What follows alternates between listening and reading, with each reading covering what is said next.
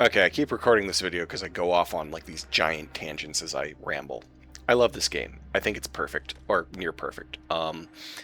My big concerns are unfortunately outside of the game design. They are on the marketing side. One, the game's going to cost 40 bucks on launch or 60 bucks if you want like a little bit of a air quotes head start. Not sure. We'll get to that.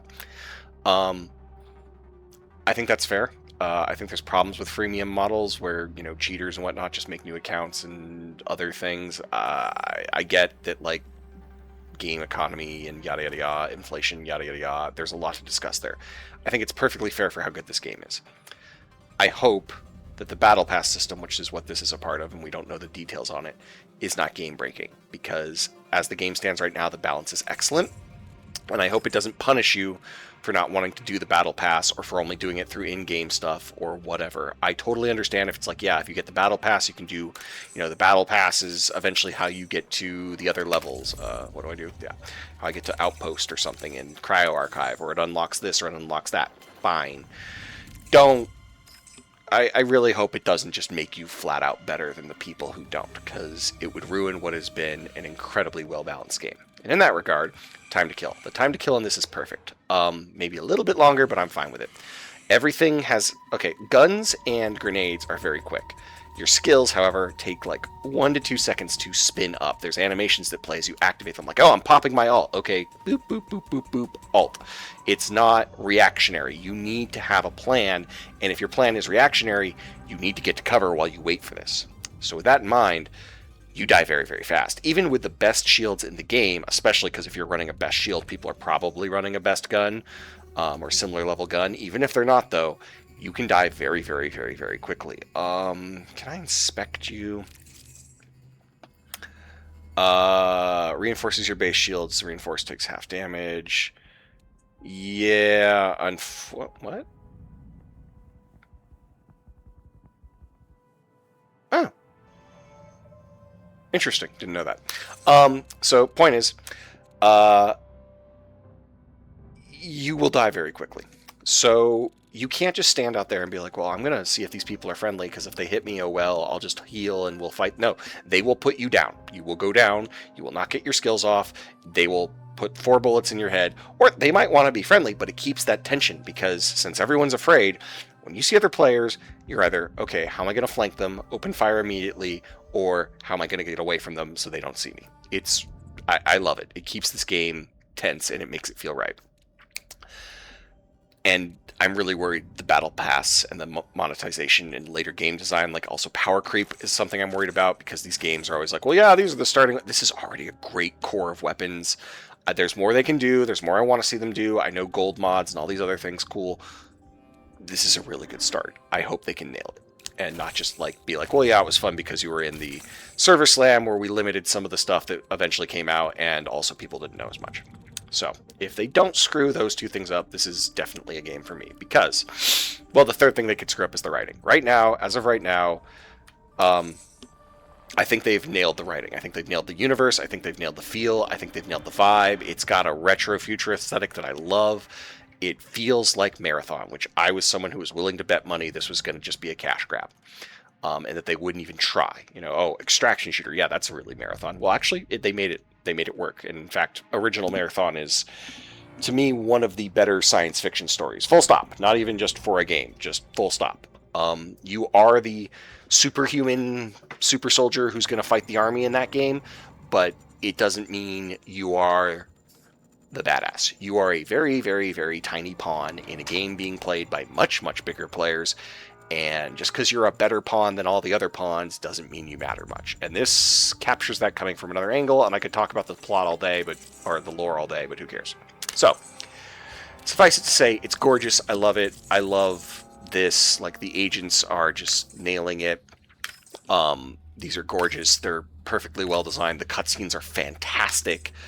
I don't have Worm. I don't know if you can get Worm in this. I love it. And I can't wait to see Durandal in it. That's got to happen. We all know it's got to happen. I don't care if they just even drop in the 8-bit terminal screen and that's it. Fine. I'll take that too. 32-bit? I don't know. It's been a while. So, anyways, 64-bit? No, were we past bits? God, it was 99? 2000? Something like that. Anyways, I love it. The maps are great.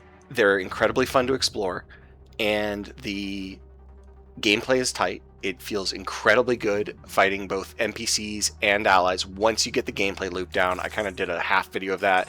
I've learned more. Obviously, I've got a decent vault now. And like I started taking stuff just because I was out of room. And I'm like, oh, cool, I don't have to do sponsor packs anymore because I might as well just use the stuff I've got. It's the game needs a tutorial, a better tutorial. It's got an okay tutorial. It needs to teach players some other things. I could ramble about that more. Mainly just like, okay, the stuff that they told us during the server slam, like, oh, by the way, did you know gas grenades are smoke grenades are incredibly good versus the NPCs, or did you know that like ammo and heal packs are usually found on the outskirts rather than actually in the points of interest. So if you think you need to heal up, you need to get out of the point of interest. And like, that's great game design, by the way. Way to go. I love it. I think they have nailed so many little things all at once, and it's great. Let's ramble about the shells real quick. So, one, you've got the Rook. Rook is a totally different game, and I love it. The Rook actually gets better. You can, as you go to your factions and your upgrades, as you buy things up here, you upgrade your little path down here, and like, let's go to Traxxas, I think is it. Rook will now runs with an enhanced weapon. Okay, cool. Well, if you get Mida up, no, it's Arachne. Of course, it's Arachne. Rook will now start with the Worcester combat shotgun. That's the double barrel. Like, your Rook can actually be quite the, threat if you get all this stuff up. I don't know how many people did in the server slam, but the math is there, and it's really, really interesting. Even still, the Rook is like the, hey, I want to explore the map in practice mode, or I want to build up stuff. You can grab stuff off the ground. You know, you come in part way. You're much less likely to just get murked because there's 50 players at once. It's very, very interesting. I could talk about it all day, and I don't want to. The other shells. Thief, really quickly, obviously not in the game. I think that's because they can reach things they don't want you to see yet with their drone or their grapple, but I think they'll be fine. They're obviously a very general from the gameplay we saw, like very good balance of skills and abilities. I don't know about their passives. Triage is amazing. He can revive you. He can med drone you, like automatic A tier. Great, perfect, wonderful. Assassins should almost be called Scout because they're not the PvP class, in my opinion. They're actually really, really good for any kind of solo mission.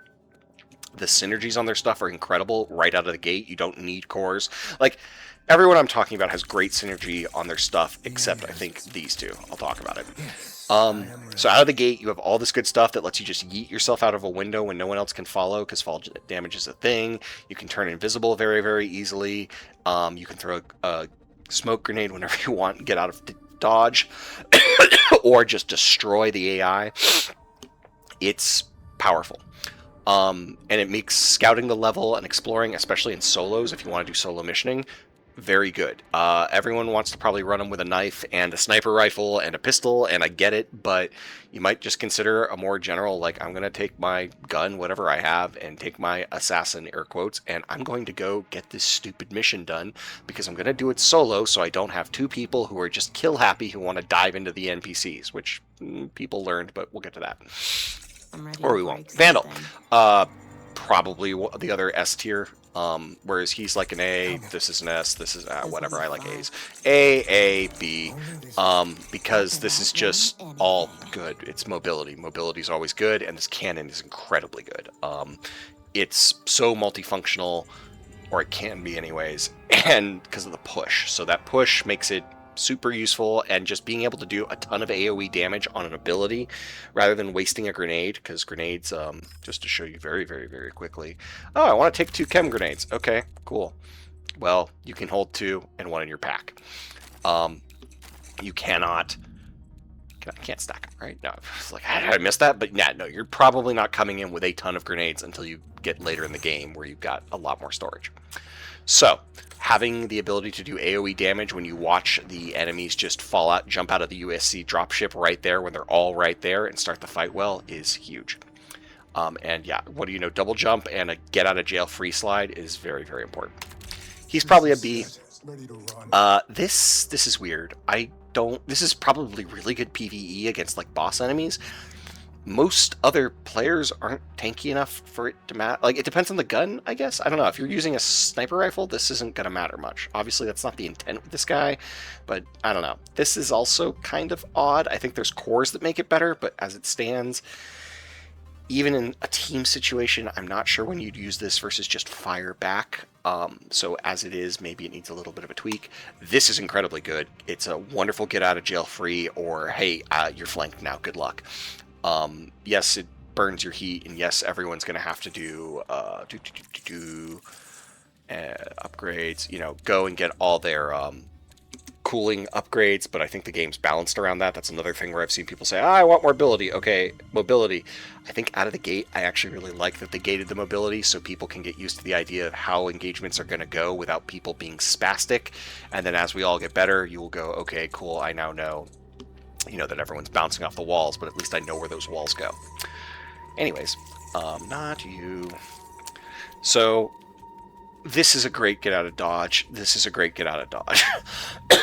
Or get somewhere important or whatever. So these two make him... This is probably great PvE, like, hey, we've got a boss or a heavy enemy to clear. This is... I don't think I've seen anyone use this well. And to be clear, I only played Recon the entire game. It was Recon or Rook.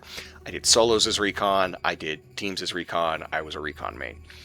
Which is interesting because I really like the PvE side of this game and the thoughts side of it. And I kind of gravitate towards characters in games where I have to learn more of the base mechanics because they don't have things like when in fighting games, like characters who don't have reversals. So I got to learn to make sure my fundamentals are good because if I get knocked down, I'm going to have trouble getting up again.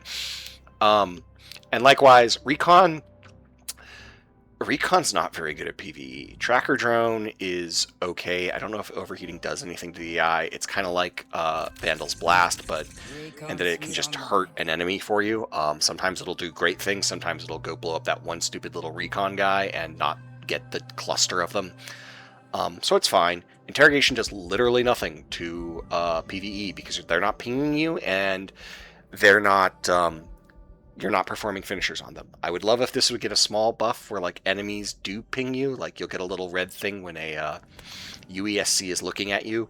Yeah, they already make noise and tell the whole world, but it'd be nice if just a little of something. And then maybe if they're on the ground, you know, even without a core ability, being able to hack a UESC that's like by your feet and ping the other UESC as sort of a finisher would be kind of cool.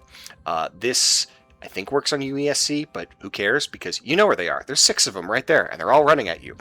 You're not chasing these guys down. You're hoping to God they stop chasing you while you heal and pick a better position to blow their head off. And even if you're killing them, like, you know where they are. They stand their ground. They don't run away. The ones that do try to run a bit die. So finally, Echo Pulse. This is why they're good. It's map hack. It's incredibly powerful. The only problem is using it for PvE is nice because the AI does not do what a human can do and triangulate where you are and realize, oh, I'm seeing pulses, there must be a recon popping all nearby. 1, it's hard to notice in the middle of combat, and 2, it's nice that the NPCs don't notice. So you could, in theory, pop this, and I did a couple of times on solo runs to see where the AIs are so that you can be like, okay, I'm not going down that way because it's not just one guy, it's 50 of them. On the other hand, it's terrifying to do because if one of those pings is a player, that player now knows that there's a recon who's just ulted and they're in roughly that direction. And that's scary as hell to worry about. So that said, this is also like these abilities are not bad by any means. They're bad for PvE. They are catastrophically powerful for PvP. We had one moment where I had a assassin on my team who was tossing smoke grenades like they were going out of style, and I popped my Echo Pulse and we just mowed through like both PvE and PvP players at the same time because no one else could see squat and we knew where everyone was, and it was beautiful. So this ability is incredibly powerful, and that's kind of why I'm suspecting some of their other stuff is not quite as good. And again, if you want to kill other people, here you go, play Recon.